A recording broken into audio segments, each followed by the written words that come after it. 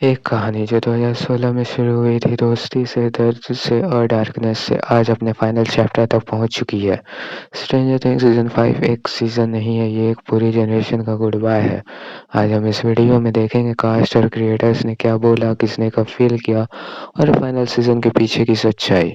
Video को and तक ज़रूर देखना क्योंकि ये सिर्फ Q&A नहीं है, ये हॉकिंस का लास्ट कन्फेशन है।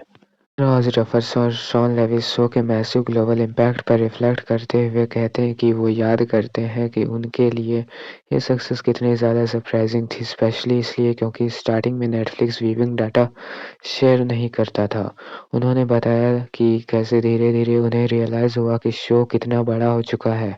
जैसे रेस्टोरेंट में उनके पास वाली टेबल पर लोग शो के बारे में बात कर रहे थे, सैटरडे नाइट लाइव पर पैरोडीज बन रही थी और हैलोवीन पर लोग कैरेक्टर के कॉस्ट्यूम पहने हुए दिख रहे थे। इन सब चीज़ों ने उनके लिए शो की पॉपुलैरिटी को एक सरील एक्सपीरियंस बना दिया, जहां उन्हें समझ आया कि स्ट्रेंजर थिंग्स एक नॉर्मल सीरीज से कहीं ज़्यादा बन चुका है। जे में सीज़न 5 में हेनरी क्रील का कैरेक्टर और गहराई से एक्सप्लोर करने की भी बात करता है। वो बताता है कि उसका फोकस हेनरी की ह्यूमैनिटी और पेन को समझने पर था, जिसका एक्सप्लोरेशन उसने पहले ही सीज़न 4 में शुरू कर दिया था, जहां वो ये भी मेंशन करता है कि सीज़न में कैरेक्टर का क्लियर प्रोग्रेशन दिखाया गया है, जहां हेनरी को दोनों साइड से एक्सप्लोर किए जाते हैं। जेमी कहता है कि शूटिंग के स्टार्ट में वो ज़्यादा वैकना के क्लोज फील करता है, लेकिन जैसे फिल्मिंग आगे बढ़ती है, उसने हेनरी का कैरेक्टर ज़्यादा महसूस होने लगा। मिली 11 को रोल प्ले करने की फिजिकल डिमांड्स के बारे में बात करती है, जिसमें स्टंट्स भी इंक्लूड होते हैं। वो बताती है कि सीज़न 3 के टाइम ऑफ सेट उसके लिए फ्रैक्चर हो गई थी। इस सीज़न को वो एक एक्साइटिंग अपॉर्चुनिटी बताती है क्योंकि 11 की फिजिकल ट्रेनिंग के चलते वो ज़्यादा एक रिसोर्स की तरह फील करती है और अपने वर्ड्स में वो अपना इनर टॉम क्रूज चैनल कर रही थी। शॉन सीज़न 5 के लेटर एपिसोड्स डायरेक्ट करने की बात करता है, स्पेशली एपिसोड 6, जिसमें एक ऐसा सीक्वेंस था जिसे देखकर पहले ही उसे लगा था शायद उसे डायरेक्ट करना पॉसिबल ही नहीं होगा। वो ये भी शेयर करता है कि एपिसोड 7 के लिए उसने डफर ब्रदर्स के साथ डायरेक्टिंग क्रेडिट शेयर किया, जो उसे बिल्कुल फिटिंग लगा क्योंकि उनके बीच 10 साल की ब्रदरहुड रही है। ऑन ये भी कहता है कि स्ट्रेंजर थिंग्स को डायरेक्ट करना उसके लिए काफ़ी रेजुवेटिंग एक्सपीरियंस रहा और इस प्रोसेस ने उसे स्टोरी टेलिंग के नए पहलू डिस्कवर करने का मौका दिया। फिन बताता है कि माइक के लिए सीज़न 5 और भी ज़्यादा पर्सनल हो जाता है क्योंकि इस बार एंटागोनिस्ट डायरेक्टली उसकी फैमिली को टारगेट करता है। वो हाईलाइट करता है कि माइक हमेशा दूसरों के लिए एक सेफ स्पेस रहा है, लेकिन पहले एपिसोड के एंड में उसकी होम लाइफ का वायलेट होना उसकी पूरी दुनिया को ड्रास्टिकली चेंज कर देता है। एलेब ल्यूकस का ग्रुप का रॉकली बताता है कि एक साइलेंट सोल्जर जो बिना ज़्यादा बोले हर सीज़न में एक्सपीरियंसेस कलेक्ट करता है और वही एक्सपीरियंसेस उसकी रिसाइलेंस को दिखाता है। ये भी नोट करता है कि ल्यूकस की लोनलीनेस का मेन रीज़न मैक्स की एब्सेंस है, क्योंकि मैक्स ही वो इंसान थी जो ल्यूकस को ट्रूली समझती थी। परगेटन सीज़न 5 में डस्टिन के John Wick style fighting scene के बारे में बात करता है। बताता है कि डस्टिन हमेशा से ग्रुप का पीस मेकर रहा है, जो सबको जोड़ कर रखता है, लेकिन सीज़न 5 में सिचुएशन ये है कि इस बार डस्टिन को खुद सपोर्ट की ज़रूरत होती है, पर कोई भी इस उस चीज़ को रियलाइज़ नहीं करता। टैन ये भी एक्सप्लेन करता है कि डस्टिन अपने ग्रीफ को एक अनहेल्दी तरीके से डील कर कर रहा है।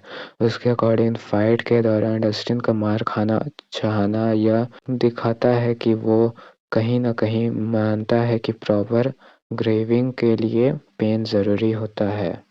नोआ बताता है कि शो में विल के रेयर स्माइल वाले मोमेंट्स उसके लिए काफ़ी स्पेशल होते हैं, क्योंकि विल को मुस्कुराता हुआ देखना ही खुद में एक अचीवमेंट जैसा लगता है। सीज़न 5 के लिए प्रिपेयर करते वक्त नोआ ने विल के कैरेक्टर को 2 लेयर्स में मैप किया। एक उसका एक्सटर्नल आर्क जिसमें सुपरनैचुरल एलिमेंट्स और अपसाइड डाउन से कनेक्टेड चीज़ें हैं, और दूसरा इंटरनल आर्क जो विल की पर्सनल स्ट्रगल को दिखाता है। वो ये भी कहता है कि दोनों में से उसे इंटरनल वर्क सबसे ज़्यादा फुलफिलिंग लगा क्योंकि वो विल के इमोशंस और इनर कॉन्फ्लिक्ट को डीपली एक्सप्लोर कर पाया। हाँ, मैट डफर सीज़न 5 के लिए कास्ट में 2 इम्पोर्टेंट न्यू एडिशंस रिवील करता है। सबसे पहला नाम है लिंडा हैमिल्टन, जिसे वो आइकॉन लीजेंड कहते हैं, एक 80s की लीजेंडरी फिगर जो इस सीज़न में एक ह्यूमन विलेन का रोल प्ले कर रही है, जिनकी प्रेजेंस फिजिकली काफ़ी इंटिमिडेटिंग है। मेजर इंट्रोडक्शन है नेल फिशर, जो हॉली व्हीलर का एज्ड वर्जन का कैरेक्टर प्ले कर रही है। मैट बताता है कि इसका रीज़न यह था कि शो में फिर से एक चाइल्ड लाइक एनर्जी लाया जा सके, क्योंकि ओरिजिनल कास्ट अब काफ़ी बड़े हो चुके हैं। इस पर रॉस डफर मजाक करते हुए उस लाइन का रेफरेंस देता है जहां मिसेस व्हीलर अपनी बेटी की एज पूछती है, इनडायरेक्टली ये एक हिंट देते हुए कि हॉली को इंटेंशनली एज अप किया गया है। वो ये भी मेंशन करता है कि उन्होंने एक नए चाइल्ड एक्टर जेक डेरिक के साथ काम किया, जो स्ट्रेंजर थिंग्स से पहले सिर्फ लोकल फर्नीचर कमर्शियल्स में ही नजर आया था। यहाँ मैं एक बात कहना चाहूँगा, स्ट्रेंजर थिंग्स सीजन 5 की एक कहानी का एंड नहीं, ये एक जनरेशन का गुड बाय है। स्ट्रेंजर थिंग्स हमें मॉन्स्टर से ज़्यादा दोस्ती का मतलब सिखाता है, लॉस का दर्द दिखाता है। सीजन 5 के साथ ही ये कहानी ख़त्म हो जाएगी, पर हॉकिंस कभी ख़त्म नहीं होगा। और अगर ऐसे ही डिटेल्ड ब्रेकडाउन चाहिए तो चैनल को सब्सक्राइब करो। मिलते हैं नेक्स्ट वीडियो में, तब तक के लिए फ्रेंड्स डोंट लाई।